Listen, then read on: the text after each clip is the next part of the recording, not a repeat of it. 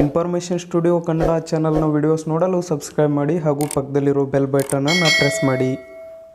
Friends ನಮಸ್ಕಾರ, welcome to the channel information studio Kannada.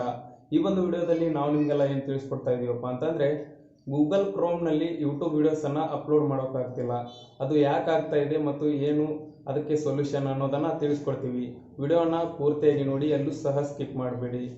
Friends, ಯೂಟ್ಯೂಬ್ಗೆ ವೀಡಿಯೋಸನ್ನು upload ಮಾಡೋದು ಅಂದರೆ ಕ್ರೋಮ್ ಬ್ರೌಸರ್ನಲ್ಲಿ ಯೂಟ್ಯೂಬ್ ವೀಡಿಯೋಸನ್ನು ಅಪ್ಲೋಡ್ ಮಾಡೋಕ್ಕೆ ಆಗ್ತಾಯಿಲ್ಲ. ನೀವು ಕೂಡ ಯೂಟ್ಯೂಬ್ನ ಕ್ರಿಯೇಟರ್ ಆಗಿದ್ದರೆ ಆ ಪ್ರಾಬ್ಲಮ್ ನಿಮಗೂ ಕೂಡ ಫೇಸ್ ಆಗಿರುತ್ತೆ. ನಿಮಗೆ ಈ ಪ್ರಾಬ್ಲಮ್ ಕಂಡು ಬಂದಿಲ್ಲ ಅಂತಂದರೆ ನಿಮ್ಮ ಡ್ಯಾಶ್ಬೋರ್ಡನ್ನು ಓಪನ್ ಮಾಡಿಕೊಂಡು ಅಲ್ಲಿ ವೀಡಿಯೋಸನ್ನು ಅಪ್ಲೋಡ್ ಮಾಡಿ ನೋಡಿ. ಇವಾಗ ಅದು ವೀಡಿಯೋಸನ್ನು ಅಪ್ಲೋಡ್ ಮಾಡೋಕ್ಕೆ ಆಗ್ತಾಯಿಲ್ಲ. ನಾನು ಕೂಡ ನಿನ್ನೆಯಿಂದ ಕ್ರೋಮ್ ಬ್ರೌಸರನ್ನು ಓಪನ್ ಮಾಡಿ ಅದರಲ್ಲಿ ವೀಡಿಯೋಸನ್ನು ಅಪ್ಲೋಡ್ ಮಾಡೋಕ್ಕೆ ಟ್ರೈ ಮಾಡ್ತಾನೇ ಇದ್ದೀನಿ. ಬಟ್ ಇನ್ನೂವರೆಗೂ ಆ ವೀಡಿಯೋಸು ಅಲ್ಲಿ ಅಪ್ಲೋಡ್ ಆಗ್ತಾನೇ ಇಲ್ಲ. ನೀವು ಕೂಡ ಈ ಓಪನ್ ಆದ ಪೇಜ್ನಲ್ಲಿ ನೋಡ್ಬೋದು, ವೀಡಿಯೋಸನ್ನು ಅಪ್ಲೋಡ್ ಮಾಡೋಕ್ಕೆ ನಾನು ಪೇಜನ್ನು ಓಪನ್ ಮಾಡಿಕೊಂಡು ಅಪ್ಲೋಡ್ ಅಂತ ಕೊಡ್ತಾನೇ ಇದ್ದೀನಿ. ಬಟ್ ಯಾವುದೇ ಫೈಲ್ಸ್ ಆಗಲಿ ವೀಡಿಯೋಸ್ ಆಗಲಿ ಓಪನ್ ಆಗ್ತಾಯಿಲ್ಲ. ಈ ಪ್ರಾಬ್ಲಮ್ಗೆ ಸೊಲ್ಯೂಷನ್ ಏನಪ್ಪ ಅಂತ ನೋಡೋದಾದರೆ ಮುಂದಿನ ಈ ವಿಡಿಯೋದ ಹಂತದಲ್ಲಿ ತಿಳಿಸ್ಕೊಡ್ತೀನಿ. ಸಂಪೂರ್ಣವಾಗಿ ವಿಡಿಯೋವನ್ನು ನೋಡಿ.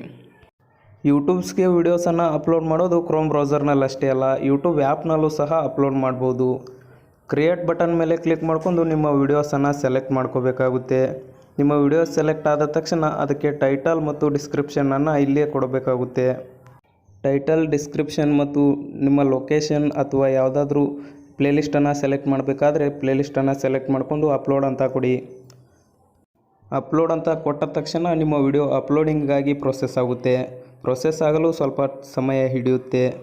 ನಿಮ್ಮ ವಿಡಿಯೋ ಪೂರ್ತಿಯಾಗಿ ಅಪ್ಲೋಡ್ ಆದ ನಂತರ ನೀವು ಯೂಟ್ಯೂಬ್ ಆ್ಯಪ್ನಿಂದ ಹೊರಗಡೆ ಬರಬೇಕಾಗುತ್ತೆ. ನೀವು ಯೂಟ್ಯೂಬ್ ಆ್ಯಪ್ನಿಂದ ಹೊರಗಡೆ ಬಂದ ತಕ್ಷಣ YT ಸ್ಟುಡಿಯೋ ಅಪ್ಲಿಕೇಶನನ್ನು ಓಪನ್ ಮಾಡಬೇಕಾಗುತ್ತೆ. ಓಪನ್ ಆದ ತಕ್ಷಣ ನಿಮ್ಮ ಅಪ್ಲೋಡಿಂಗ್ ಆದ ವಿಡಿಯೋ ಫಸ್ಟ್ ಅಲ್ಲೇ ಇರುತ್ತೆ. ಅದನ್ನು ಸೆಲೆಕ್ಟ್ ಮಾಡ್ಕೊಂಡು ಎಡಿಟ್ ಆಪ್ಷನ್ ಮೇಲೆ ಕ್ಲಿಕ್ ಮಾಡಿಕೊಂಡ್ರೆ ನಿಮ್ಮ ವಿಡಿಯೋನ ಎಡಿಟ್ ಆಪ್ಷನ್ ಸೆಲೆಕ್ಟ್ ಆಗುತ್ತೆ.